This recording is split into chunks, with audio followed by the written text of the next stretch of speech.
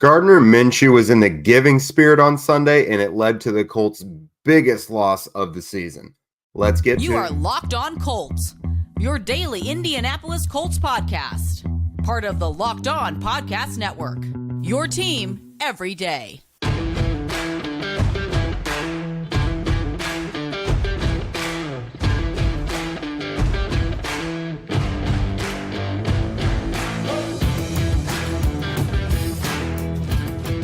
All right, what's up, everyone? Thanks for tuning in and making us your first listen after the game.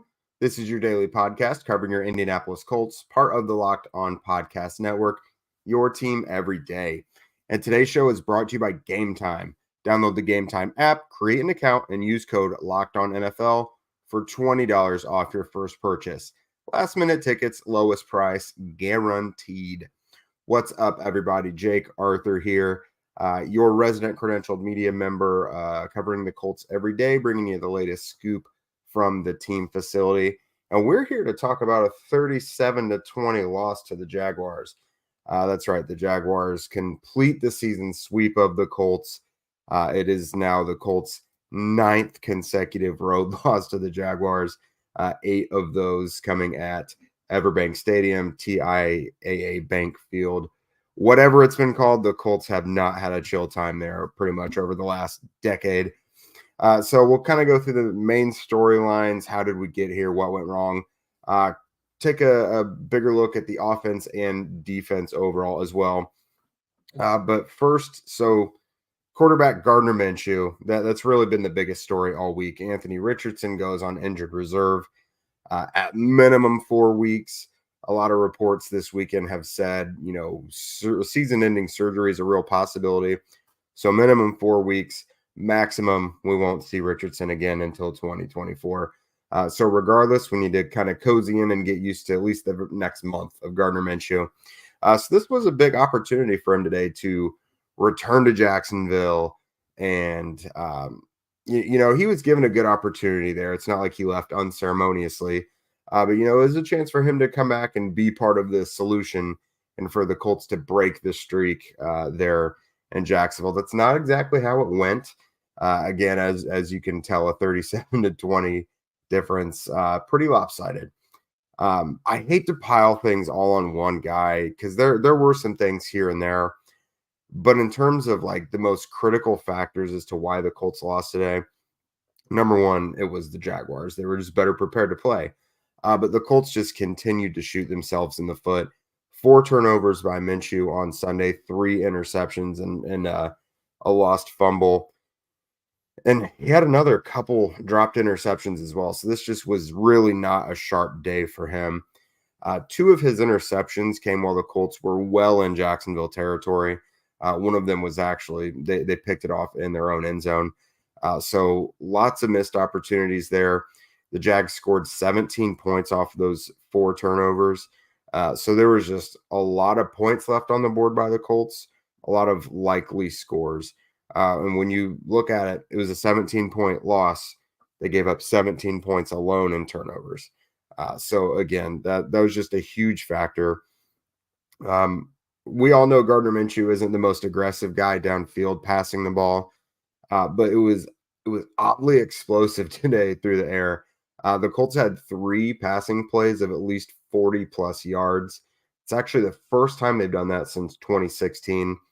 Michael Pittman Jr., Kylan Granson, they both had one. Jonathan Taylor as well, his first big explosive play since he returned last week. So 329 yards through the air for Minshew.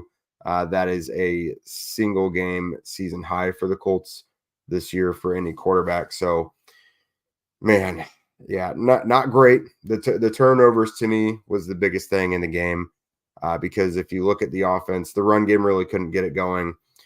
But when you're down by 25 points at one point in the third quarter, you cannot run the ball consistently. It's got to come in spurts. And we know that both Jonathan Taylor and Zack Moss are the type of players who they can really get going if you can sustain drives and work on the run game. But the Colts just were unable to do that. Really from the jump, they wanted to attack through the air. And Shane Steichen confirmed that after the game talking to reporters. their first several plays were passes, and it was going pretty well. Got the field goal on the board. But yeah, there was a pass rush that got to Minshew quite a bit. I felt he had to kind of run around, and he was probably a little flustered at times. I thought the offensive line performance was fine. Again, Braden Smith was out, so Blake Freeland was in there, his third consecutive start, although he'd been at the left side for the past couple weeks. But I thought the protection was good enough for the offense to be functional. I didn't think it was like a huge issue. But Minshew just didn't quite do well off platform and, running around for his life and things like that. So not the greatest. We'll go ahead and focus on the rest of the offense here in a minute. But first, let's get a word from our friends over at Gametime. Buying tickets to your favorite events shouldn't be stressful. Gametime is the fast and easy way to buy tickets for all the sports, music, comedy, and theater near you.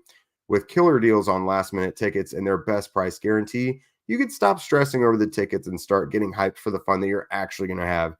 Personally, for me, I like Gametime because if I feel like being spontaneous, I want to maybe wait to see what the week brings before making plans, or like for a date night or anything. You can literally decide the day of, and Gametime can get you all squared away there. They're a place for the last-minute ticket deals. Forget planning months in advance. Gametime has deals on tickets right up to the day of the event. Get exclusive flash deals on tickets for football, basketball, concerts, comedy, theater, whatever you're looking for, they've got it. The Gametime guarantee means that you'll always get the best price, and if you find tickets in the same section and row for less somewhere else, they will give you a credit of 110% of the difference, and that's exactly why it's a guarantee on their part. It's the fastest growing ticketing app in the country for a reason. Get images of your seat before you buy so you know exactly what to expect when you get there. Buy tickets in a matter of seconds. Just 2 taps and you are done. Tickets are sent directly to your phone, so you never have to dig through your email either, because that can also just be a huge pain when you're in line going through your email saying, yeah, hold on, I got my stuff right here. They're right on your phone already. Snag tickets without the stress with Gametime. Download the Gametime app, create an account, and use code LOCKEDONNFL for $20 off your first purchase. Terms apply. Again, create an account and redeem code LOCKEDONNFL for $20 off. Download Gametime today. Last-minute tickets, lowest price, guaranteed. And we're not getting out of here without telling you guys about PrizePicks either. Testing my skills on PrizePicks this football season has been the most exciting way to play daily fantasy sports. And for a day like today, when your team is just getting trounced, at least you have your PrizePicks to fall back on. Am I right? If you have the skills, you could turn $10 into $250 with just a few taps. PrizePicks is really simple to play. I can make my picks and submit my entry in less than a minute.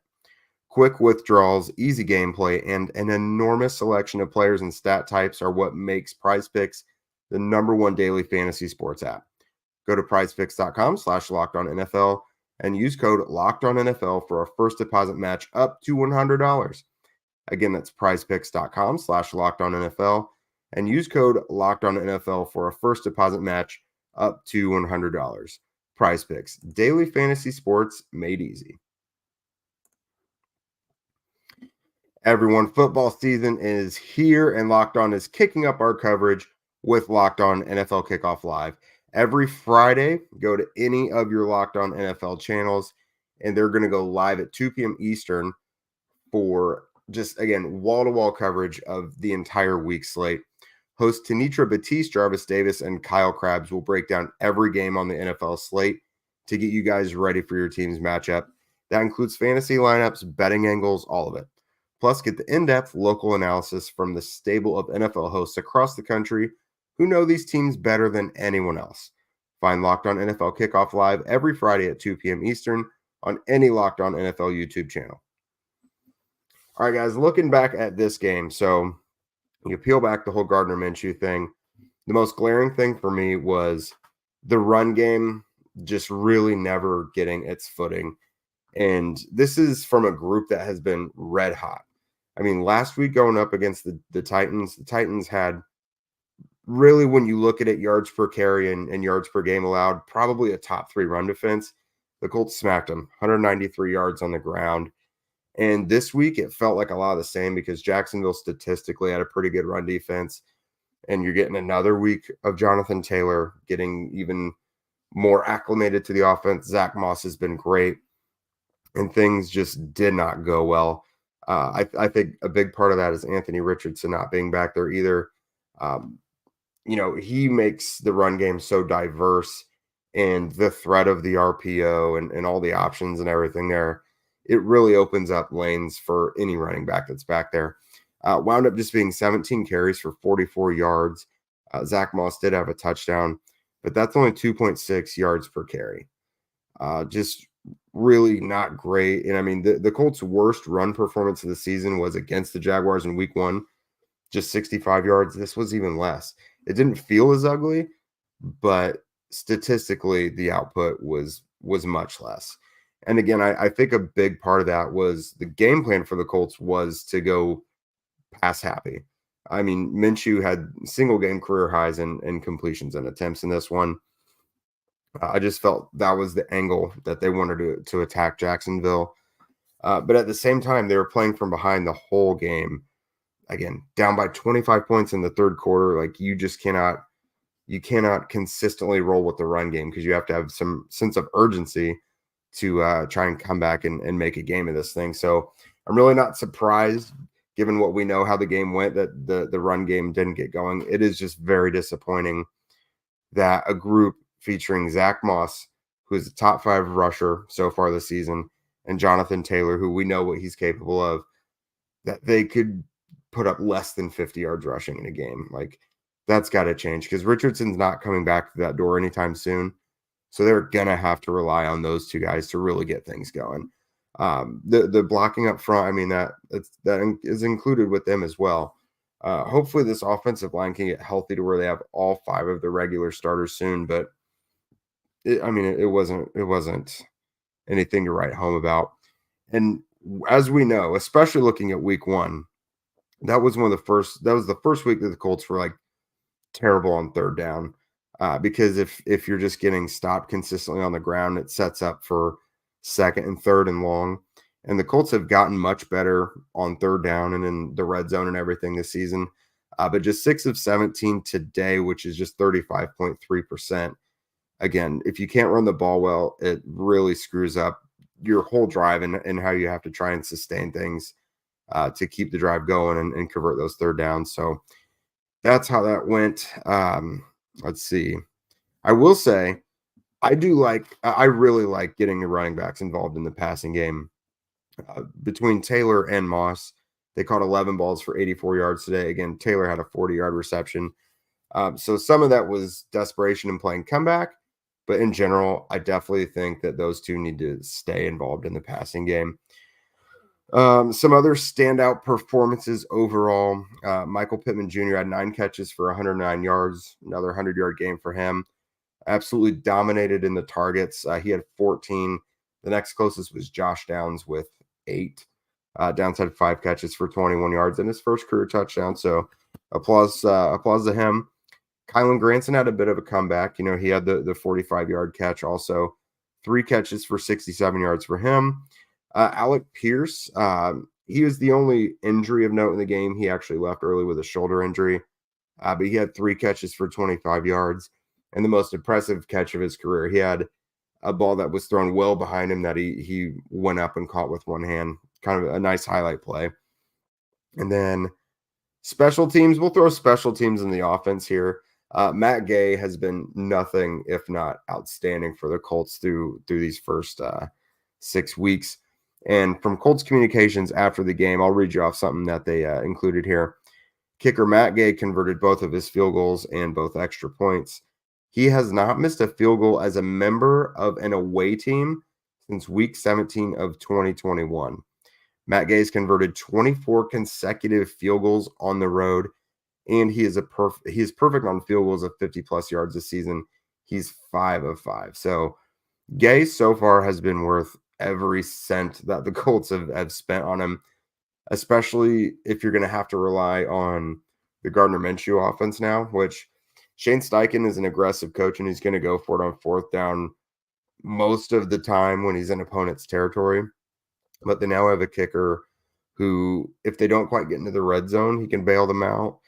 Basically, anywhere on an opponent territory, Matt Gay is gonna be able to take them to the promised land. So here in a second, we'll go ahead and look at the defensive side of the ball, because for my money, I thought the defense played well enough for the Colts to win today. So we'll talk about the defense in a minute, but first, a word from our sponsors.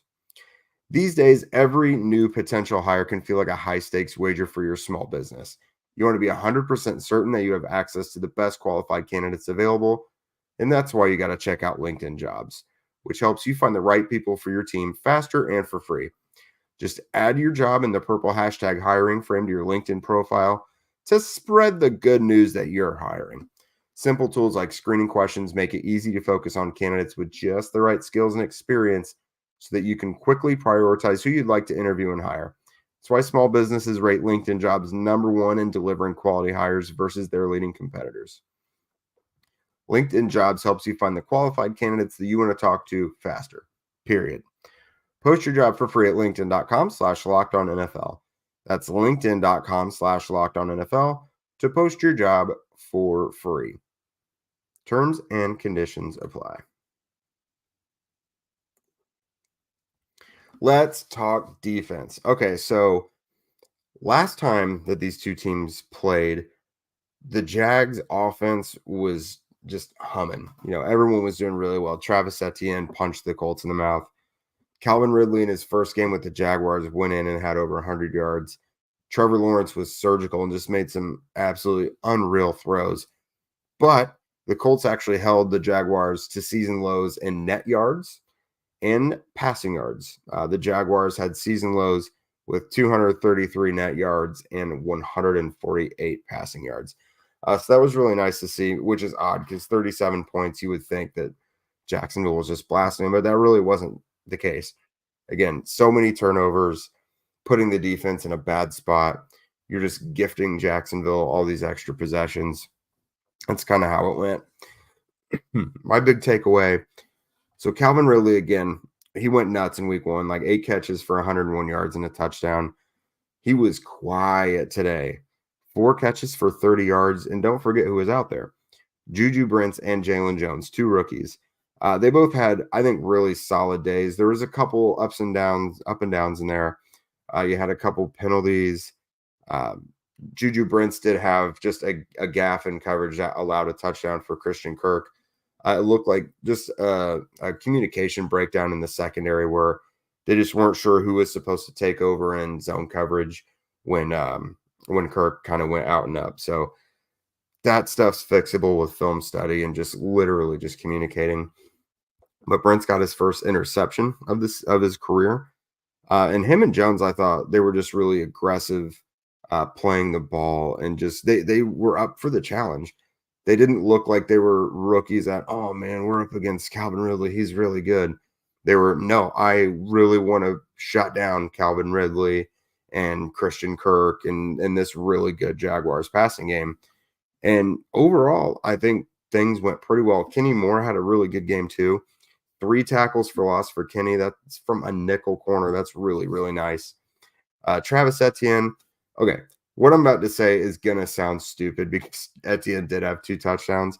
But I thought overall the Colts, in terms of the whole game, I thought they bottled up Etienne pretty well. So he had both of his touchdowns within a minute span to start the second quarter. But otherwise, he had 18 touches for 21 touches for like 83 yards overall, receptions and runs. I mean, that's a decent output, but what Etienne's been doing recently, he's a top 5 rusher right now. He just smoked the Colts in week 1. I thought outside of that really hot start to the second quarter, they had him bottled up pretty good the rest of the game, especially in the second half.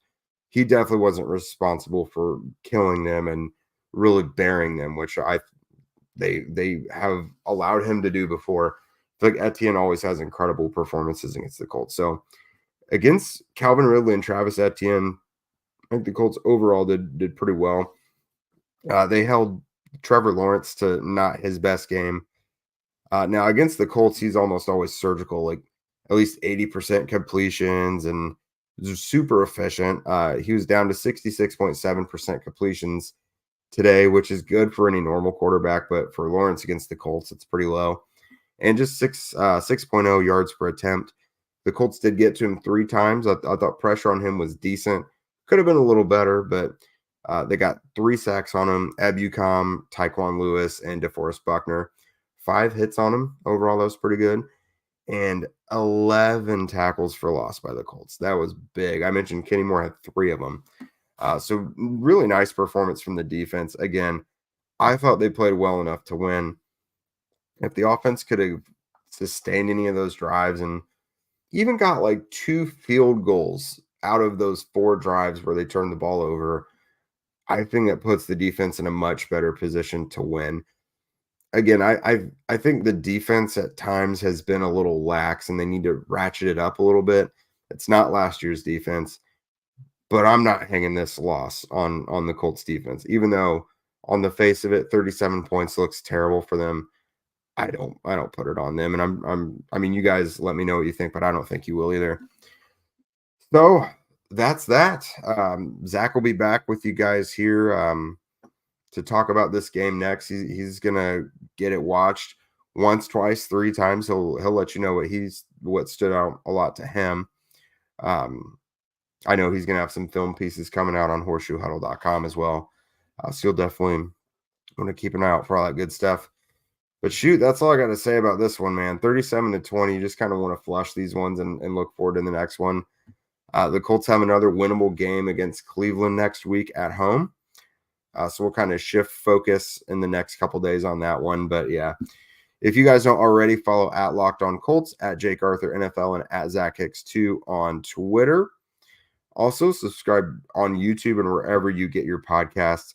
Ratings and reviews, guys. We would love to get more of those. It boosts us up the charts, gets more people able to listen to us and see us. So very invaluable for us. And with that, we will see you guys on Tuesday morning.